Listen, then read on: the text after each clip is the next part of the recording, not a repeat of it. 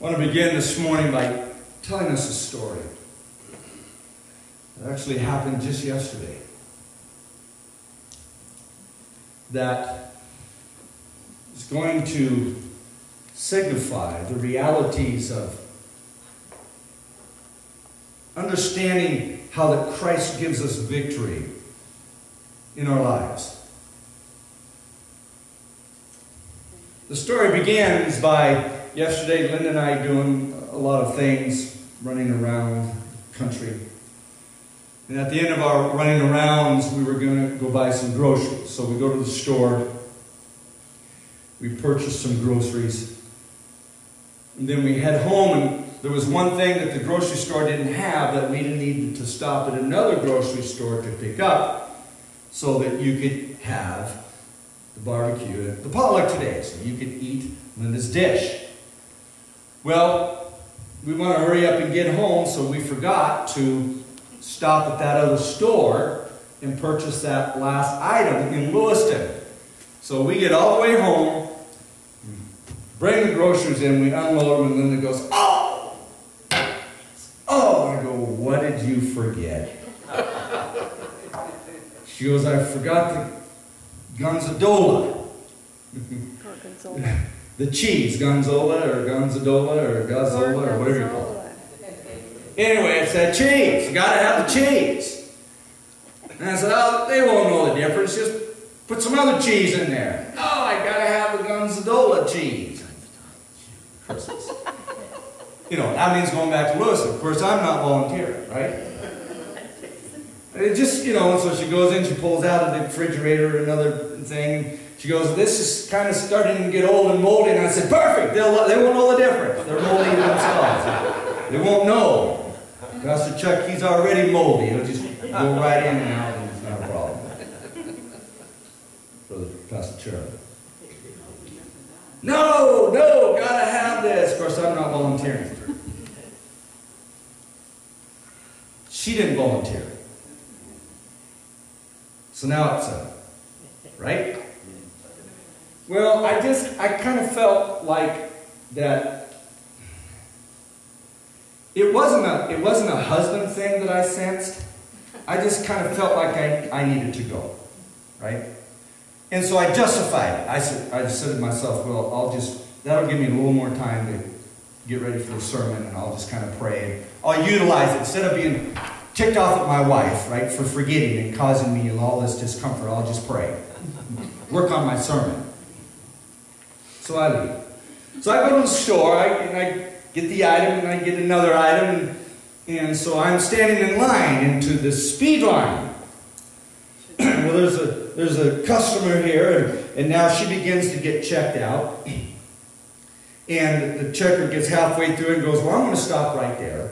And then she pulls out a sheet of paper and begins to write things down, and you know, some kind of a ledger thing or whatever. So I'm standing. Okay, now it's on, right? And so the checker's doing the thing, and the lady's standing there. And I'm noticing two check stands down that the lady, the young gal that was there checking, she just got done, and there's nobody in her check stand, and she's kind of talking to the customer that she just finished checking out, and we're standing here, and now customers are coming up lining behind me. And so I'm being patient, right? And I'm thinking, okay. And then the lady even looks at me and she goes, "I'm sorry, you know, because it's taking so long." And I just kind of, whatever, you know, I understand. So I'm saying there. Well, it's taking time. The checkers, and then she takes another item and slides it and checks it, and then goes back to this slip. And there's still like a half a dozen items she's got to check. Well, now there's more customers. Well, the young gal, two check stands down, nobody's going to her check stand. She's just kind of gossiping with this other lady she just got done checking. And now I'm thinking, okay, I don't want to be rude, but if I just go, you know, I can't take this anymore. So I take it, so I walk around, I walk over in front, and I go up to this young gal's check stand, and she looks at me, and she takes my items, and she goes, "What's your name?" I look at her, and I think, "I know you." And I go, "Stavros, Daryl Stavros." She checks the first thing. And she goes, and she kind of whispers now. She goes, "You used to work in corrections." I said, yes, I did. And she goes, well, I'm so-and-so. I go, no way. Seriously, I go, that was a long time ago. It was like 10 years ago. She goes, yeah. And I go, well, how are you doing? She goes, never better. She goes, I feel so great. I'm doing so awesome. She goes, I'm a successful person. And then she checks us out. I go, no way. I go, you were in my group. You were in my, my female group, one of my female groups. And I remember when she came to the group. That's been 10 years ago, so she's kind of changed. But she had a big old smile on her face. I go, it's awesome, man. That I've got, okay, now we're having a moment, right? And now customers are starting to line up, right? And now she's checking the thing, and now I got to swipe the card, and we're having this moment, right? And so I'm like, well, I'm an idiot, how do you do this, and I'm, really? So, what, it's awesome, man. She goes, yeah, in 3 weeks, I'm going to be managing a store in the Orchards area. She goes, I'm a very successful person. Big old smile on her face. I'm blown away. And so now I'm an idiot, right? I don't know how to push any more buttons because my mind is just going. I'm just thinking, I'm seeing another miracle from the past.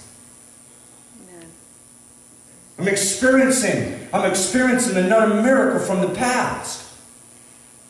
And how do I do this? And okay, yeah, I got to do the button thing. And then she continues to talk. She goes, yeah, I married so-and-so. And I go, really? She goes, but then we got divorced. I said, oh, I'm sorry. She goes, no. He wanted to go a different way, and I didn't want to go that way, and he chose his path. And I've chosen my path. And she said, I'm a very successful person. Big old smile on her face.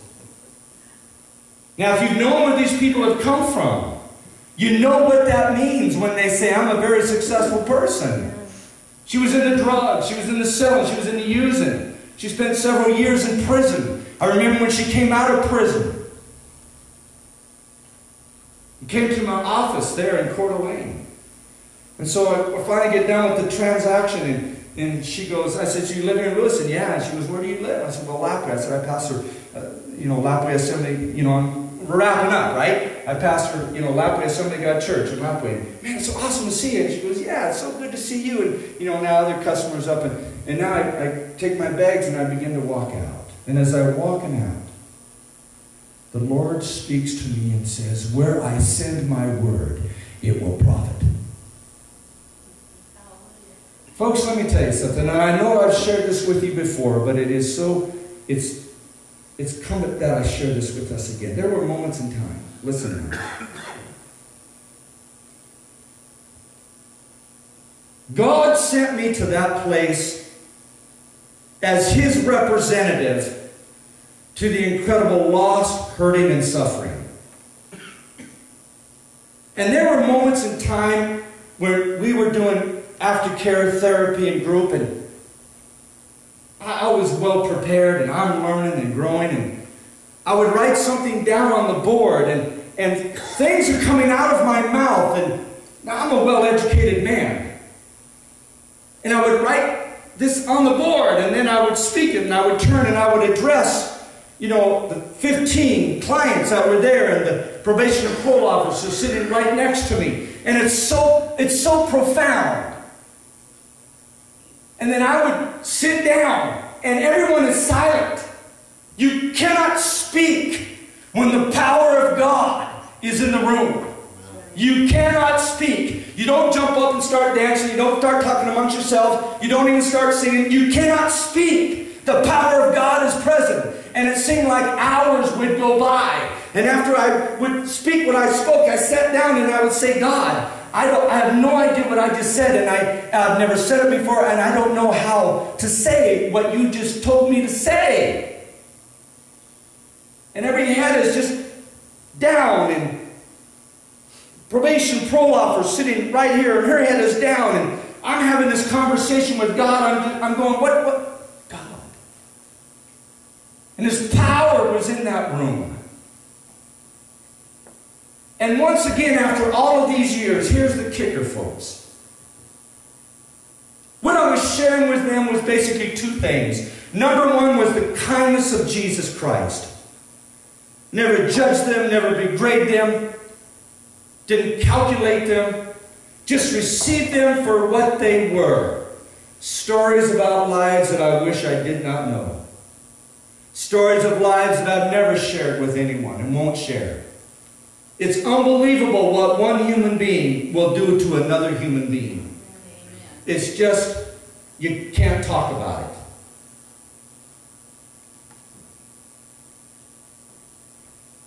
it. The power of the Lord is there. And then finally, after it seemed like minutes had gone by, complete silence.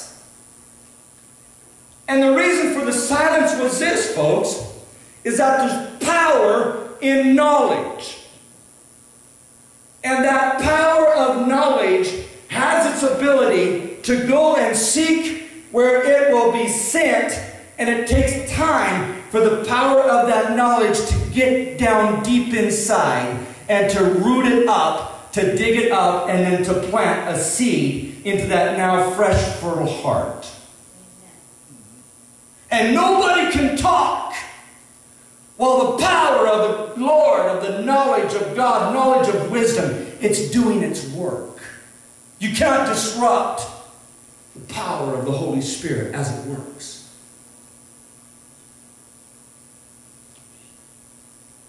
Many times I would go home after having taught the lesson.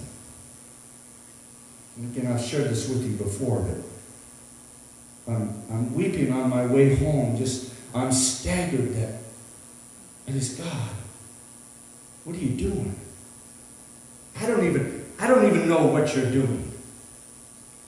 And then 10 years later,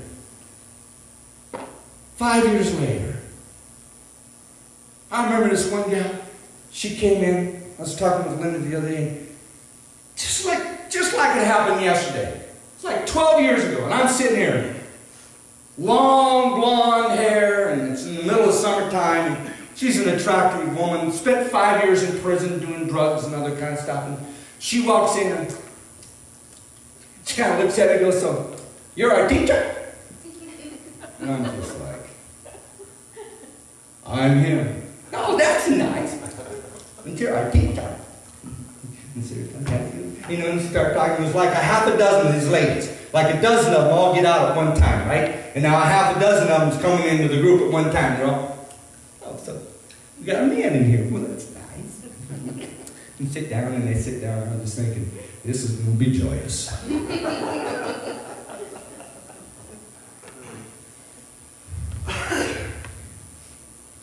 After a year or so, they get saved. Started ministry.